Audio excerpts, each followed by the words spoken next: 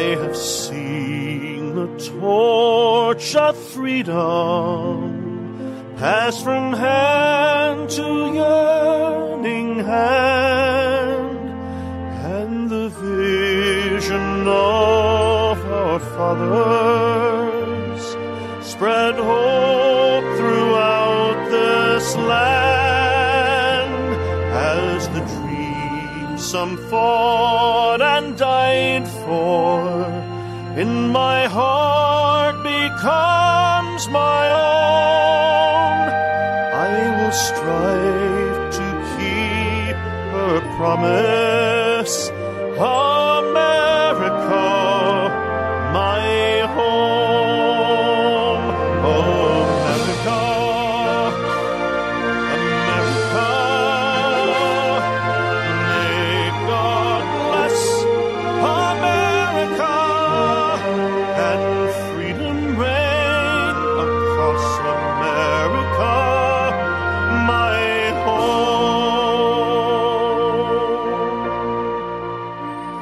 From the shorelines to the prairies, to the cities great and small, we have reaped the fruits of justice and liberty for all. So with deep appreciation for the blessings of freedom that we know in this wonderful land of ours, I'm Dr. George Simon, welcoming you to another edition of Character Matters. This is the program where we talk about what I consider to be the defining issue of our time, the character crisis that we face and that affects so many aspects of our lives, from our individual relationships to our family relationships to our community relations, to our politics, to our business affairs. Every aspect of our lives is affected by the character crisis that we face. And that's why this program is titled Character Matters, because it really does matter. How we see ourselves, how we want to see ourselves, how we want to be regarded by others, what we do to make of ourselves decent people, how we conduct our affairs. It matters. It really matters. Because there is this relationship between personal integrity and freedom. You see, liberty, freedom, and responsibility go hand in hand. There is an interdependent relationship between freedom and character. When people who have a decent internal moral compass, who have integrity, who take their responsibilities seriously, when those people are left alone,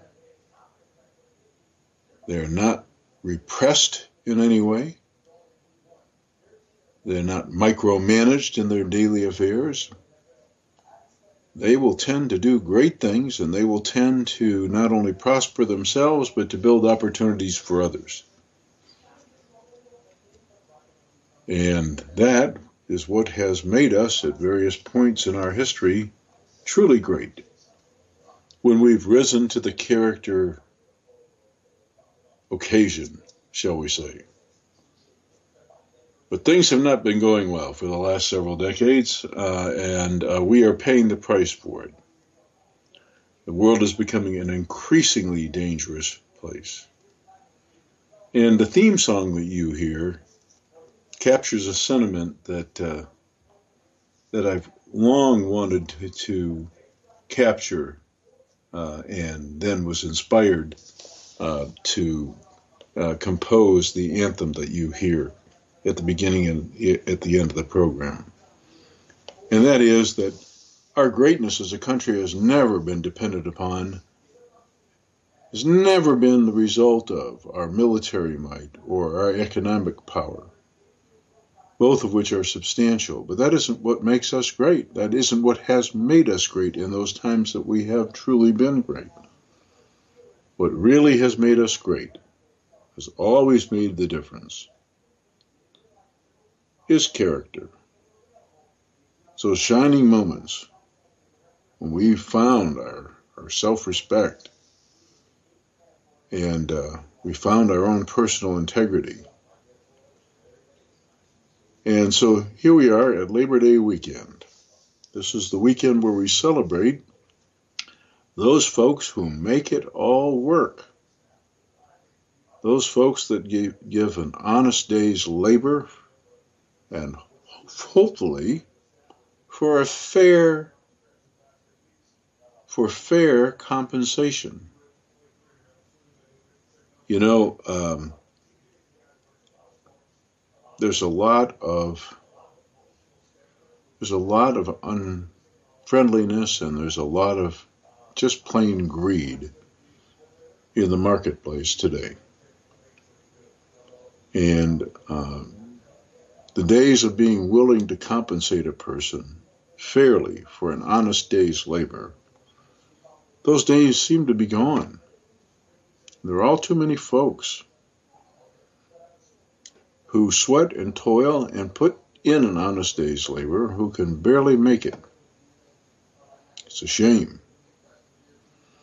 And I know so many folks who are in a position to have to work more than one job just to keep above water. This is a relatively new phenomenon in our history. And it's got to turn around. It's got to turn around. But we celebrate today and tomorrow the folks who really make this country great. Those folks who take their responsibilities seriously and do their part to make it all work.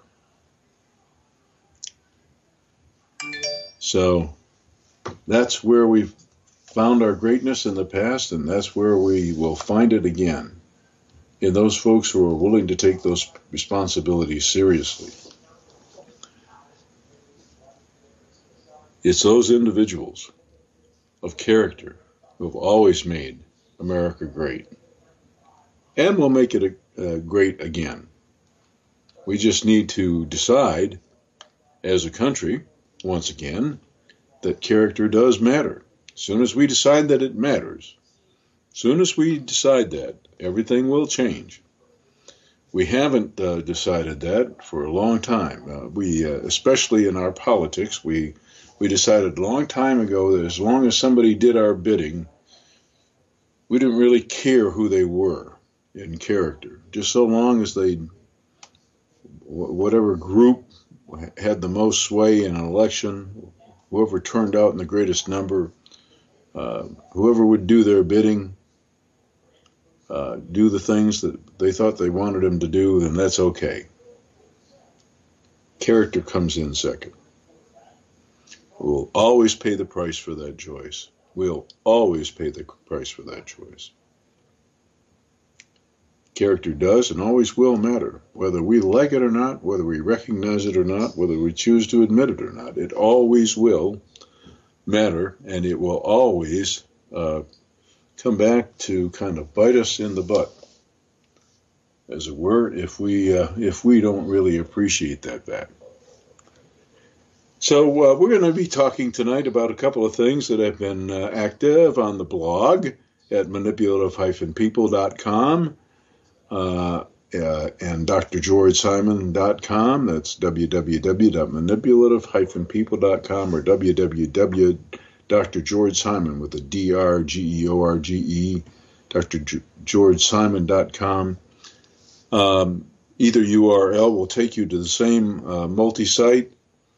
We're going to be talking about a couple of things that I've been writing about and that people have been commentating about. We are still talking about the gaslighting effect.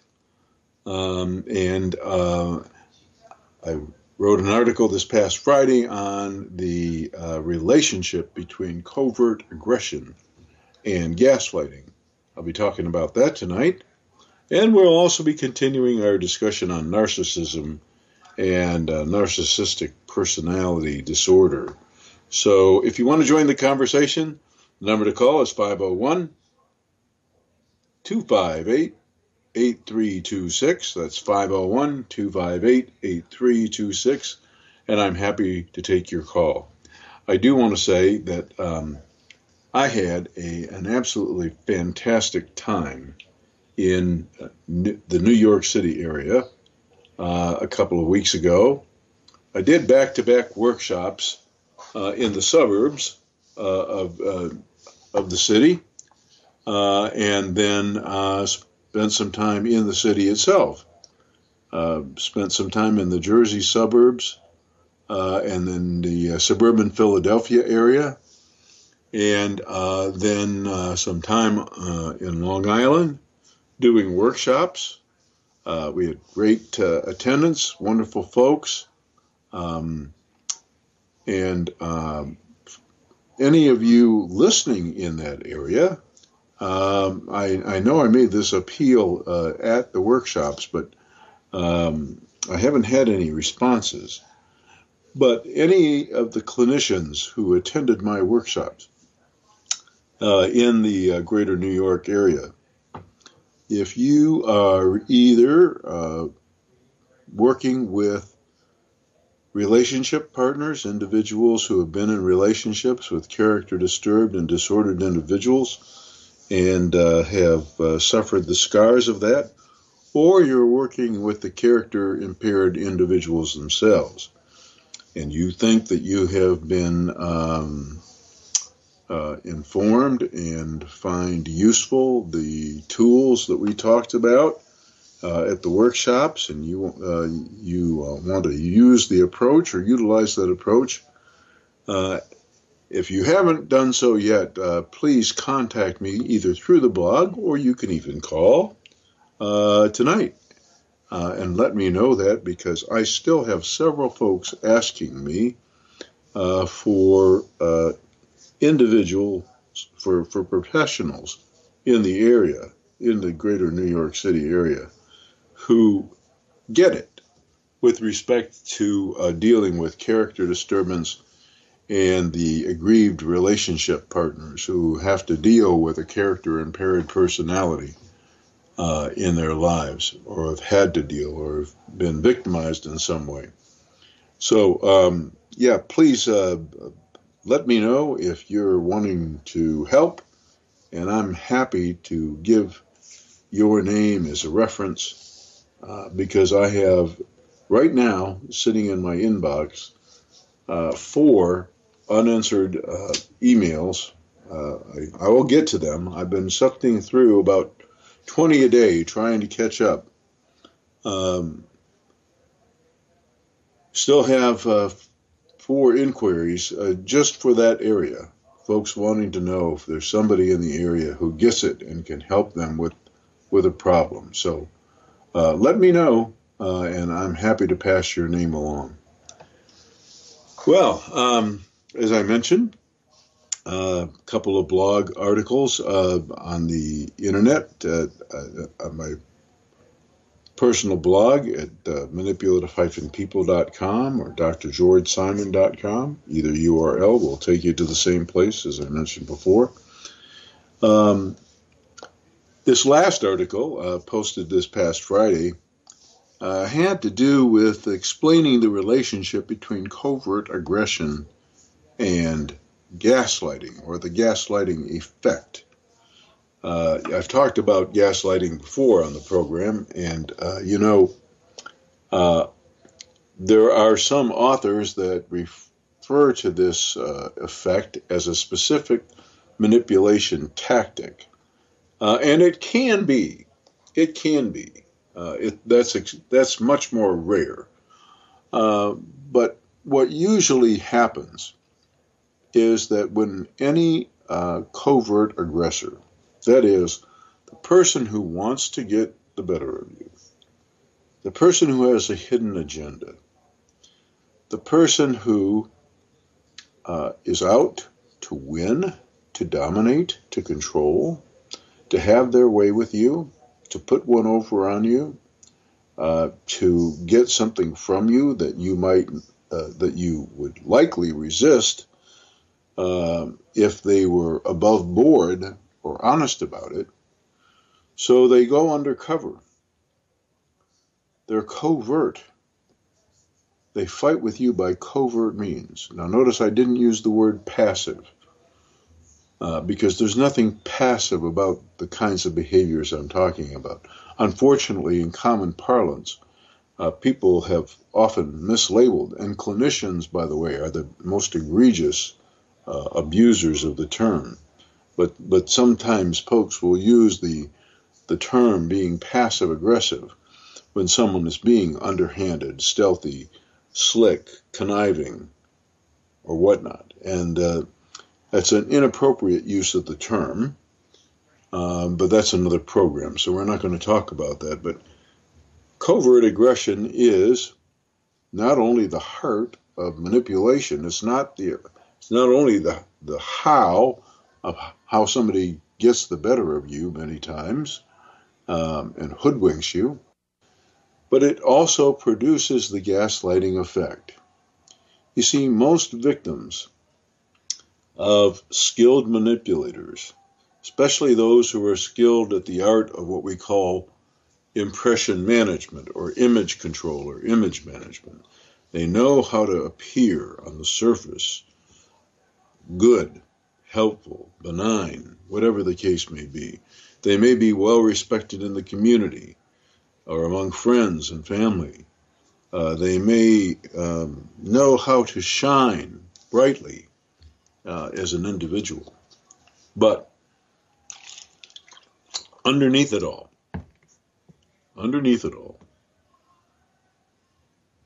they just want to have their way. And they want to have their way with you. So, when they pick a fight with you, when they're trying to put one over on you, when they're trying to get the better of you, if they can convince you that they're doing anything but trying to get the better of you, then they succeed in, number one, still looking good, and number two, because you don't really know what they're up to, you many times give in. Let them have their way. And when these tactics are used, I describe all of them in my book, In Sheep's Clothing, and in Character Disturbance. Also my book, How Did We End Up Here? That's a book I don't talk often enough about. That book, How Did We End Up Here, with Dr. Kathy Armistead, is a collection of all of my online writings. It's a summary of all the principles in all my other books. It gives example after example. It is the relationship partner's survival guide to navigating through this character-disturbed world of ours, this world filled with manipulators, con artists, sociopaths, this world filled with sadistic sorts, narcissists, malignant and otherwise, all kinds of nefarious sorts, who will get the better of you and who will exploit you and abuse you and cause you sometimes to lose everything, including your sanity. And so it's the relationship partner's survival guide to navigating through this minefield of character disturbance, how to really judge the character of another, how to assess the situation you're in, most especially how to judge whether that person that you've been having problems with is really of the kind of character that can change when they're really sorry, how to judge it when they've hurt you, and when they really mean to make amends, all those kinds of things. What genuine help looks like, what professional help looks like that can really make a difference should you decide to seek help because you're in a troubled relationship with one of these folks. All that is explained in How Did We End Up Here? It's also explained in Character Disturbance, my second book. So, all these books have value, but I don't talk enough about How Did We End Up Here with Dr. Kathy Armistead. Available as a digital download, available very quick delivery on Amazon Prime. You ought to take a gander at How Did We End Up Here. If you're one of those folks that's trying to navigate this character-disturbed world of ours, you'll really appreciate it, I think. And I also don't talk very much about my book, The Judas Syndrome. But it also provides a framework for really understanding how genuine faith can transform a person's life. And we are not talking about faith preached on the lips. We are not talking about faith as defined by adherence to a set of religious beliefs or opinions or interpretations. We're not talking about that. We're talking about an abiding trust in the unseen and an abiding faith in the message given us that we live it out in our daily lives. A faith that can truly not only change us, necessarily has to change us, but a faith that changes the way we relate to others and therefore has an impact on them too, changes them. That's the kind of faith that we talk about in the Judas Syndrome. So, really, I wish more folks would avail themselves of all four books. I'm happy to say that at the workshops, most attendees wanted to have all four books. That was very heartening. This is very interesting to me, and this happens actually quite frequently. But even folks who are not of the Christian faith were including the Judas Syndrome in their purchase of four books. It was very interesting to me. It always has been. And this last set of workshops was no exception. So I'm going to excuse myself for just 1 second. I have had the worst sinus infection, and I feel a coughing fit just about to come on, and I don't want to do it on the air. Give me a moment. There, I'm back. You didn't want to hear that. In any case, if you want to join the conversation tonight, the number to call is 501-258-8326. That's 501-258-8326, and I'm happy to take your call. So let's talk about how covert aggression causes gaslighting. This was the title of my article on Friday. Well,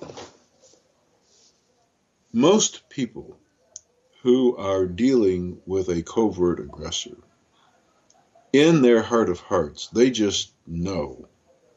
in their heart of hearts, they have this gut feeling, this intuition that the other person is trying to play them, is trying to get the better of them.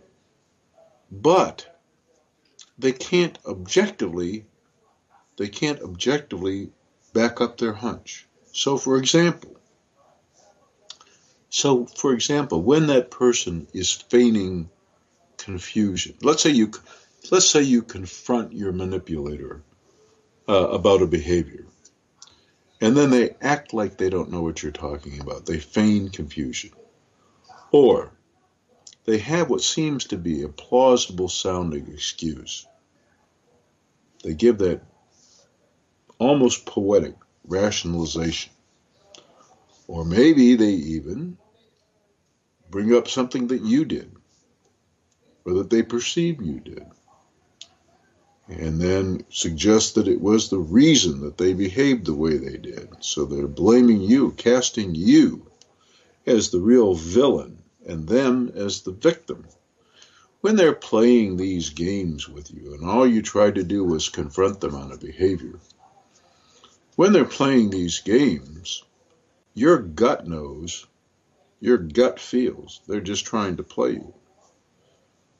But because it's not absolutely obvious and certain, because you can't objectively prove it,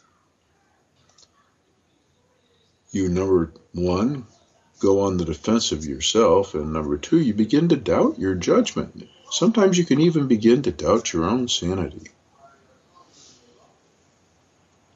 You know, I give an example many times in the workshops, and I may have given this on the air before. I'm not sure, but I see so many couples where there's been a huge breach of trust in the relationship because of infidelity, and you know, the partner that's been injured, the one that is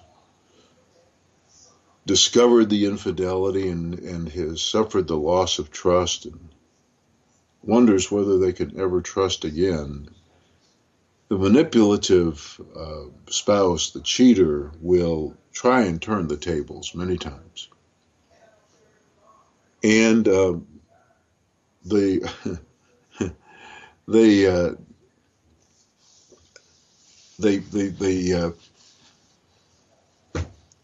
will in some way cast themselves as the victim. And so many times what happens is that the other party, the truly injured party, is actually open to forgiveness if the person who breached the trust, who inflicted that deep wound, who betrayed them, is willing to offer any evidence at all that, number one, they're really sorry, they have some remorse, and two, mean to somehow make it up and build that sense of trust back and do what it takes to mend the relationship. But many times, skilled manipulators, covert aggressors, will try to turn the tables and make the person who's the aggrieved party, make that person feel like they're expecting too much or demanding too much. And so I give this example of the husband who was caught cheating by his spouse, and it was an accident.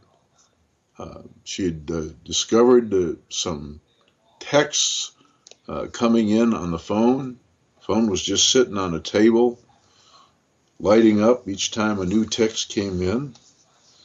And the texts kind of were revealing it all. And so when she confronted him about that, even though she didn't go looking for trouble, he had to fess up.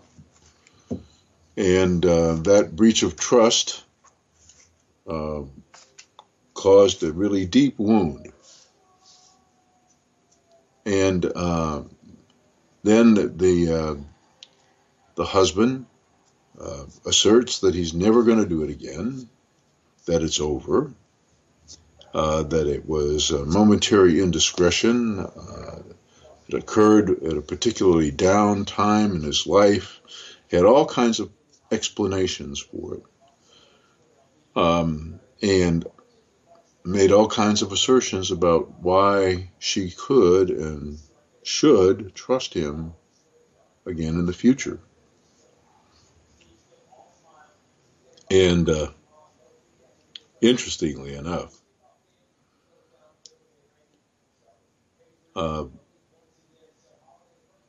this woman began to question her own doubts. And it wasn't so much the assertions that he made, but the tactics that he threw at her anyway. For number one, casting her to be the villain, suggesting that it wouldn't have happened if she had been more attentive. If she had seen how depressed he was getting about the way things were going at work and in his life in general, and how much he needed some care and concern and a little tenderness and understanding. And of course, she wasn't showing it. So all of a sudden, it became her fault, and she started buying into that. And then he even had the nerve to suggest that she was being unreasonable in wanting some assurances that this relationship was over. And they had made an agreement that she could check the phone anytime for text messages. And after only a couple of weeks, he started having a problem with that because, of course, she was micromanaging his life, and he was showing good faith, and why couldn't she trust him? And if you put passion behind these tactics, and if you act with some righteous indignation, the truly aggrieved party can begin to think that they're the unreasonable one. Maybe they can even begin to think that they really are the villain. And this is what produces the gaslighting effect. The victim begins to doubt their read on reality. And in this particular case, this woman's read on reality was right from the start, because this wasn't the first time, and there's always an excuse. And there's always this burden placed on her to be understanding, as opposed to where the burden of the work of repair really belongs. Work of repair really belongs on the person who has breached the trust. That's where the work of repair is. I talk in my workshops about disturbed characters and the biggest four-letter word in their vocabulary. And that four-letter word in their vocabulary, the word that they detest the most, is W-O-R-K. And we're not talking about just any kind of labor here, because disturbed characters will labor. The labor that they resent are the labors of love that really define true love, not the sentiment of love, but real love, the behavior of love. That entails necessarily working on somebody else's behalf, sacrificing. So a person who really cares and who really loves and who is really sorry for making an egregious mistake and is really remorseful and is really having true contrition for the pain that they've caused others with their behavior, that person is willing to take on the burden. of mending. They're willing to do that. They're willing to take on the burden of mending. That's what defines it. That's what defines love.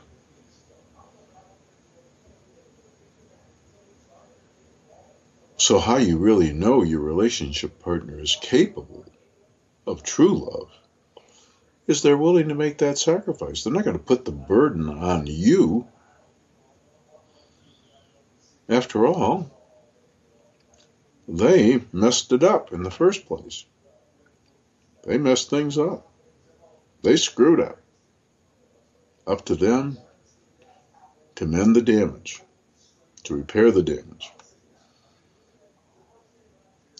So that's part of what we've been talking about in the last few posts, but we haven't yet gotten to the substance of making amends. We'll be revisiting that issue on the blog in the coming weeks, and how relationship partners can really judge when somebody is truly, as we say, contrite. I talk a lot in the workshops about the difference between regret, remorse, and contrition. And I also have written a couple of articles on that. And I encourage you to go to the blog at manipulative-people.com or drgeorgesimon.com. As I mentioned before, either URL will take you to the same place, drgeorgesimon.com or manipulative-people.com. Hundreds of timely articles on every topic you can think of related to character disturbance. On every topic you can think of. But this important difference between regret, remorse, and contrition, and how to really judge when a relationship partner is really sorry and is turning things around, it means to make things better, and is bearing the responsibility for messing things up in the first place instead of trying to shift the responsibility to you. Judging that is contained in my books, both Character Disturbance and The Judas Syndrome and How Did We End Up Here? All three of those books really speak to that issue. So I encourage you to, of course I encourage you to buy the books, but also to go to the blog site at manipulative-people.com or drgeorgesimon.com and take advantage of the hundreds of timely articles there, because there's a wealth of information on how to navigate your way through a dysfunctional relationship. And once again, if you want to join the conversation tonight, of course, the number to call is 501-258-8326. That's 501-258-8326, and I'll be happy to take your call. Well, I'm not sure what you all will be doing this Labor Day holiday. One of the things that I'll be doing is spending some time with the family, just hanging out and enjoying life just a little bit. It truly is a beautiful, beautiful life when you're blessed with a loving, caring family. All families have their growing pains and their trials. But family is it's the training ground for character. It's where we first learn. It's where we first learn all the important lessons about life, and especially about human relations. And it's also where, hopefully, we learn the important lessons about overcoming our inherent narcissism and basically growing up to see ourselves in proper relationship to others. You know, in the mental health field, for a long time, mental health professionals of all persuasions, professional counselors, social workers, marriage and family therapists, psychologists, psychiatrists, people in the mental health professions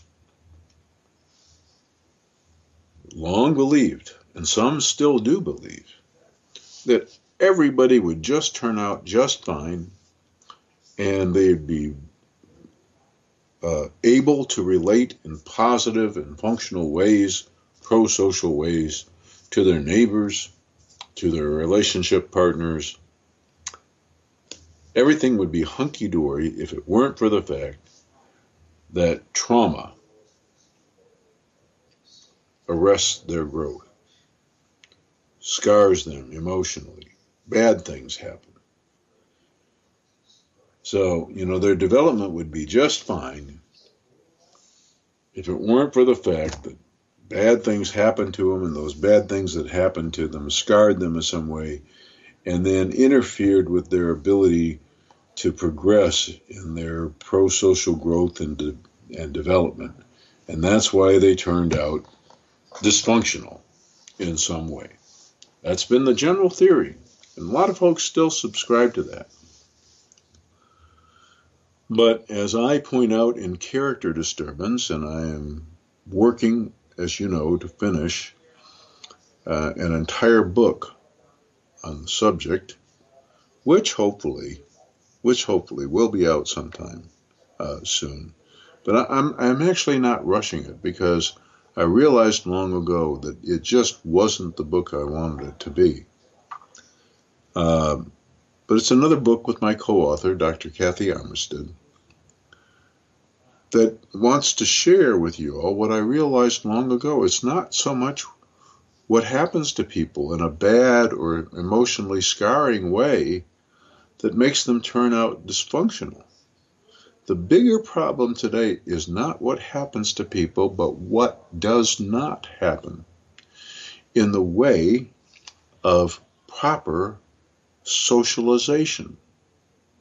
By socialization, I mean learning all the lessons, mastering all the lessons that you need to learn, need to master, need to embrace in order to be a pro-social functioning creature, a person who knows how to get along with your neighbor, a person who knows how to conduct a healthy, intimate relationship, a faithful relationship, a person who knows how to be responsible in a relationship. There are lessons we have to learn, because we are not naturally socialized. We're animals. We have to learn things, and many times, unfortunately, in our day and time, we're not learning all the important lessons we need to learn. That's the greater problem. Yes, trauma can scar individuals. It can even interfere with emotional bonding ability. So, and that's a big topic these days among mental health professionals, are those folks who have some kind of bonding trauma, some kind of an attachment disturbance or disorder. That can happen, but that's not the more insidious problem. The far more commonplace problem, and it's truly insidious in its nature, is what people don't get in the way of positive rearing. Some people are barely reared at all. A true tragedy.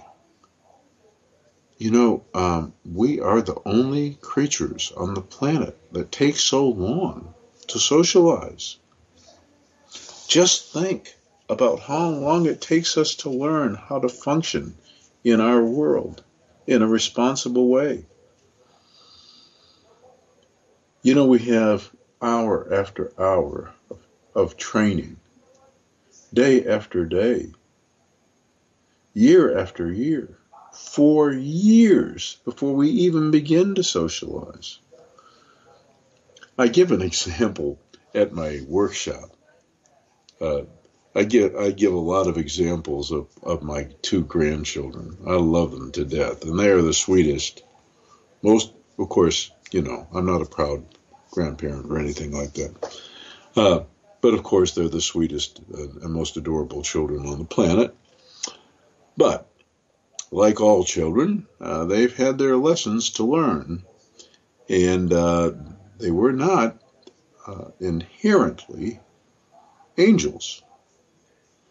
And I remember this scene very vividly. I talk about it in my workshops sometimes. I give an example of when my grandson Noah, he was about 4 years, no, that's not true. He was probably closer to 3, because his sister is 2 years younger, and she was just barely walking. She was still kind of in the waddling stage, if you will.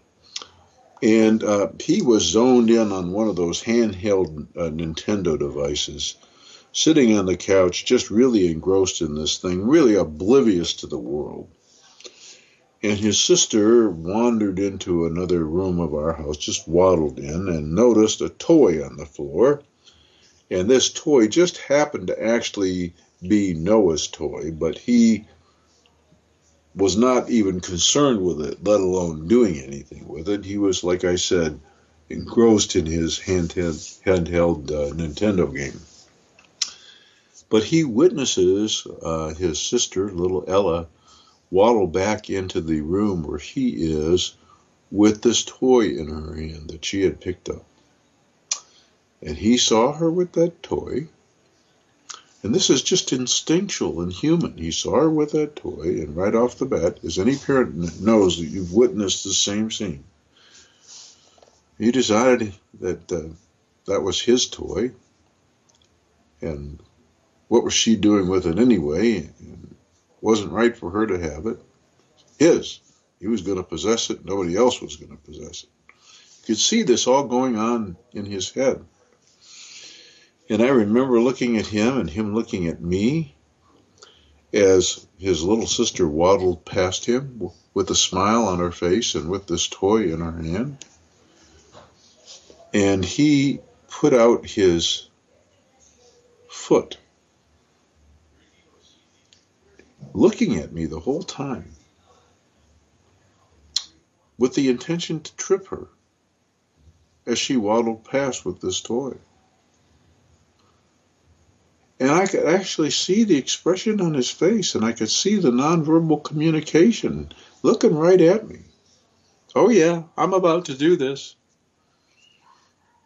And then he did. I couldn't move fast enough. And of course, little Ella fell to the floor, and she actually kind of smacked her face into the carpet just a little bit. It really hurt. She coughed up the toy, though. It fell out of her hand, and Noah was quick to snatch it. And he didn't seem to have any concern at all. Matter of fact, there was a little Cheshire Cat type grin on his face as he looked at me. Yeah, I just did that, but I got the toy back. And I was thinking to myself, oh my gosh, does this child have no empathy, no heart? Am I witnessing the early stages of sociopathy, of psychopathy? No.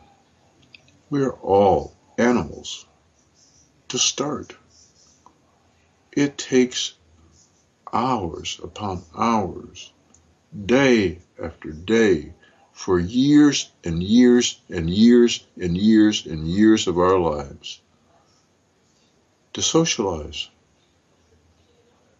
to become decent, pro-social creatures, not just out for ourselves.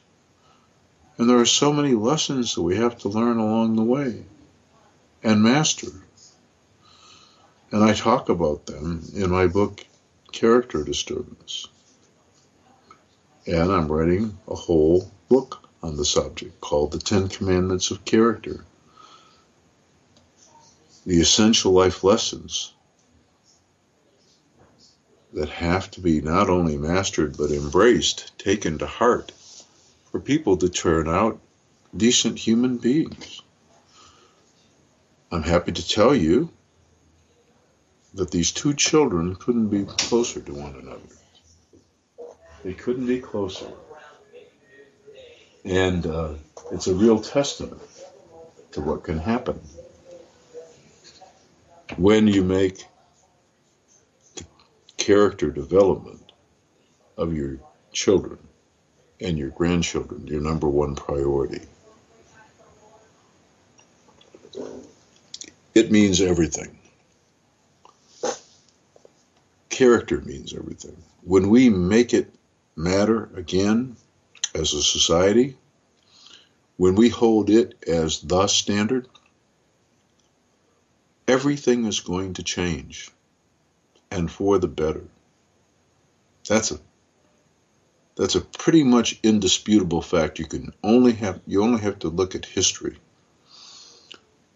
to know that, to know how true that is.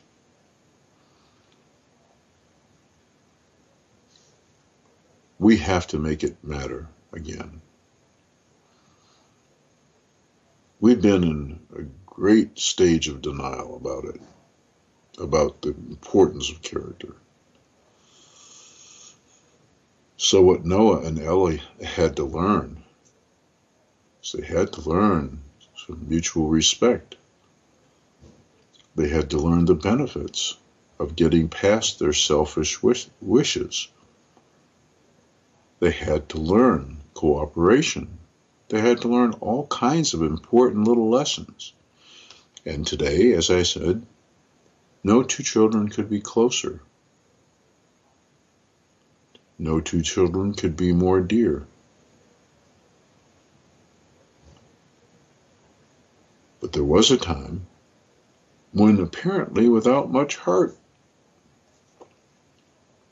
one of those children was willing to injure the other just to snatch a toy that they wanted to possess. That's human nature. That's human nature before socialization. That's human nature before socialization.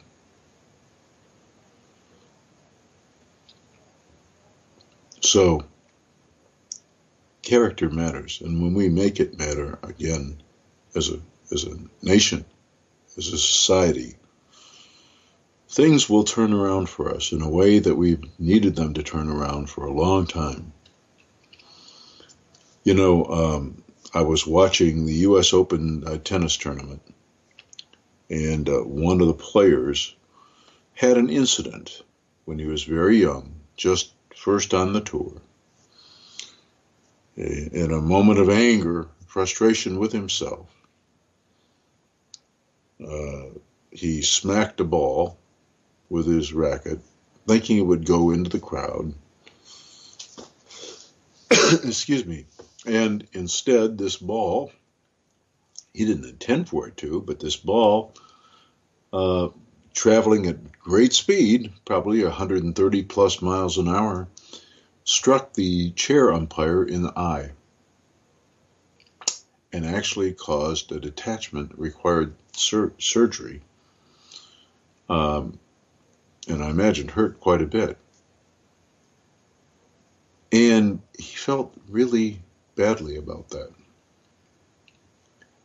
And I understand, and this is just to illustrate how it can go with character. When we take our life lessons seriously, none of us is perfect. We make mistakes. We make mistakes.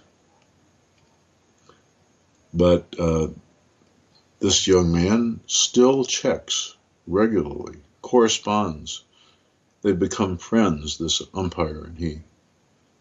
He was so remorseful, did what he could to help. Help him get the medical assistance that he needed, etc. And he still checks on him all the time to make sure things are well. He has some regret for what he did in a moment of all too human behavior.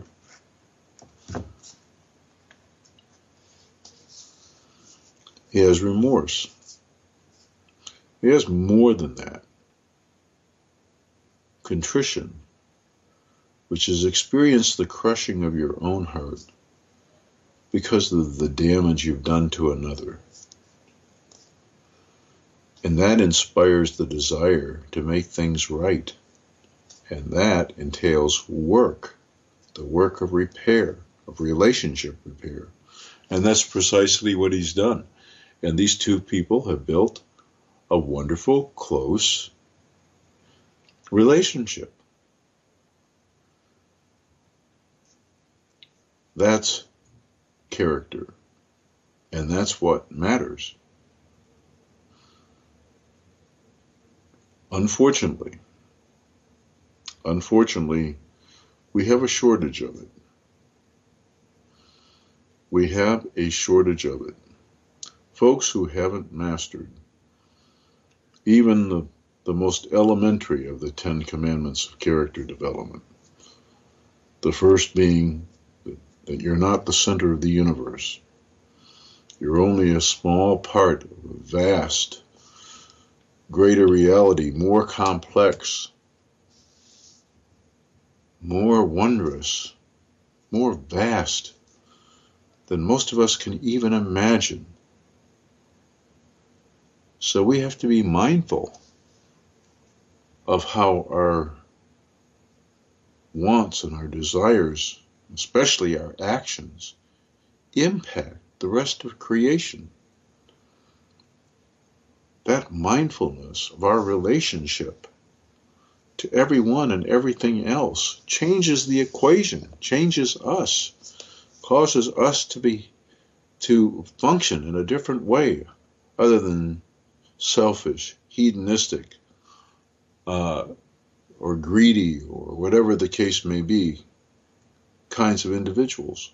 It changes the equation as soon as we see the bigger picture. Second commandment being not being entitled, remembering that we're not entitled to anything. That this wondrous gift that we've been given, this gift of life, is just that. It is a gift. Every breath we take is an unearned gift. And so we need to strive to be grateful. That gratefulness will lead to a sense of indebtedness, and that will inspire us to give back of ourselves, to show our appreciation. These are the things that make character, and that's what's made America great. So as we celebrate Labor Day weekend, remembering those folks who helped make it all work by pitching in and doing their share, and are entitled to, or that's the wrong word, are certainly deserving of a weekend of relaxation and enjoyment, hopefully with family and friends. Let's reflect upon character and how much it matters. And with that in mind, I'll see you again next week. Another edition of Character Matters. Mail yourself the books to my blog. Till next week. Have a great week.